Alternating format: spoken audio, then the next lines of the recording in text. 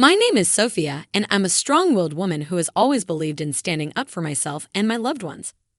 I had been married to my loving husband, Alex, for 3 years when the incident happened. We were living with his mother, Mrs. Thompson, in her large house in New York City. Mrs. Thompson was a stern, controlling woman who had never approved of me. She believed I was beneath her son and had always made it clear that she wanted him to marry someone else. One fateful evening, as Alex and I were having dinner, Mrs. Thompson stormed into the dining room, her face twisted with anger. "Alex," she said, her voice cold and harsh, "I've had enough of this charade. I want you to divorce Sophia and marry someone more suitable." Alex looked up from his plate, his eyes narrowing. "Mother, I love Sophia, and I'm not going to divorce her just because you don't approve of her." Mrs. Thompson's face turned a deep shade of red. "You ungrateful child. I've given you everything, and this is how you repay me. You have a choice, Alex. Divorce her or leave my house." I felt a lump in my throat, but I refused to let Mrs. Thompson see my vulnerability. I looked at Alex, my eyes pleading with him not to give in to his mother's demands. Alex stood up, his voice firm. "Mother, I will not divorce Sophia. If you want us to leave, we will." Mrs. Thompson's eyes flashed with anger.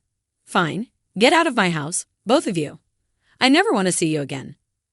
With heavy hearts, Alex and I packed our belongings and left the house. We had nowhere to go, no family to turn to, and very little money. We spent the night in a cheap motel, trying to figure out our next steps. The next morning, we began searching for an affordable apartment. After days of searching, we finally found a small, run-down apartment in Brooklyn. It wasn't much, but it was a place we could call our own. As we settled into our new home, I felt a burning desire to prove Mrs. Thompson wrong. I wanted to show her that I was worthy of her son and that we could build a successful life together without her help. I sat down with Alex and shared my plan with him. "Alex, I want to start a small business. I've always wanted to open a bakery, and I think this is the perfect time to do it." Alex looked at me, his eyes filled with love and admiration. "Sophia, I support you in whatever you want to do. Let's make this dream a reality." Over the next few weeks, I worked tirelessly to set up my bakery. I used our meager savings to rent a small storefront and buy the necessary equipment. Alex helped me with the renovations, and together, we transformed the space into a cozy, welcoming bakery. As I stood in the doorway of my bakery, looking at the freshly baked goods on display, I felt a sense of pride and accomplishment. I had taken the first step towards building a successful life with Alex, away from the toxic influence of Mrs. Thompson. I looked at Alex, who was standing next to me, his arm around my waist. "Alex, we did it. We're going to prove your mother wrong." Alex smiled, his eyes filled with love. "Sophia, we're going to build a life together that's better than anything my mother could have imagined." As we opened the doors of the bakery to our first customers, I felt a sense of determination and resolve. I was going to make this bakery a success, and I was going to show Mrs. Thompson that she had made a mistake in kicking us out. The days turned into weeks, and the weeks turned into months. The bakery became a popular spot in the neighborhood, and our business was thriving. Alex and I were finally able to enjoy some financial stability and independence. As I looked around the bustling bakery, I couldn't help but feel a sense of satisfaction. I had proven Mrs. Thompson wrong, and I had shown her that I was worthy of her son. I had built a successful life with Alex, away from her toxic influence, and I was determined to continue doing so. I looked at Alex, who was helping a customer at the counter. He limped up and caught my eye, giving me a smile that warmed my heart. I knew that together, we could overcome any obstacle and build a life that was better than anything Mrs. Thompson could have imagined. As the months went by, my bakery, Sophia's Sweets, became a local favorite in Brooklyn. The smell of freshly baked bread and pastries wafted through the air, drawing in customers from all over the neighborhood. Alex and I worked tirelessly, pouring our hearts and souls into the business. Our hard work paid off, and we were able to upgrade our living situation to a more comfortable apartment. One evening, as Alex and I were closing up the bakery, my phone rang.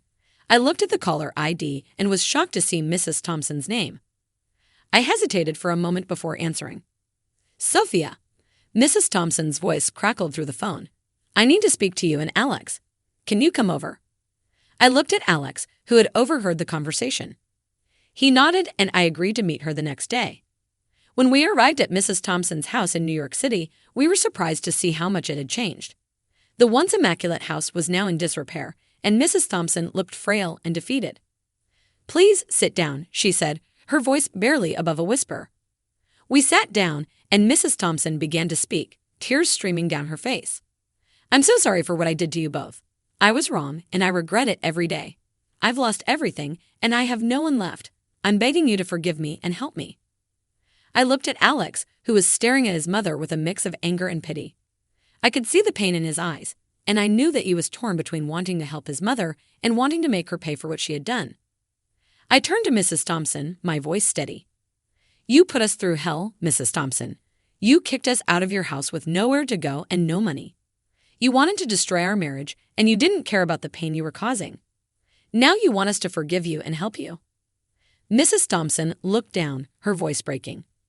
"I know I don't deserve it, but I'm begging you. I have nothing left." I looked at her, my anger rising. "You have to face the consequences of your actions, Mrs. Thompson. You made your bed, and now you have to lie in it." Mrs. Thompson sobbed, her shoulders shaking. "Please, Sophia, I'm begging you." I stood up, my voice firm. "No, Mrs. Thompson. You don't deserve our help.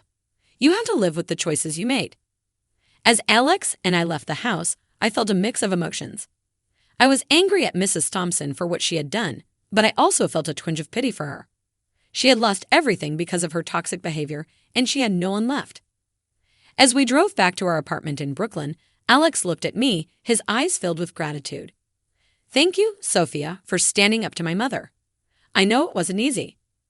I looked at him, my voice soft. "Alex, we've built a life together that's better than anything your mother could have imagined. We don't need her in our lives." As we walked into our apartment, I felt a sense of satisfaction. We had overcome the obstacles that Mrs. Thompson had put in our way, and we had built a successful life together. We had proven that we could thrive without the support of toxic people, and we were determined to continue doing so. As I lay in bed that night, I thought about Mrs. Thompson and the choices she had made. I knew that she was facing the consequences of her actions, and I hoped that she would learn from her mistakes. I closed my eyes, feeling grateful for the life I had built with Alex and determined to continue building a life that was better than anything Mrs. Thompson could have imagined.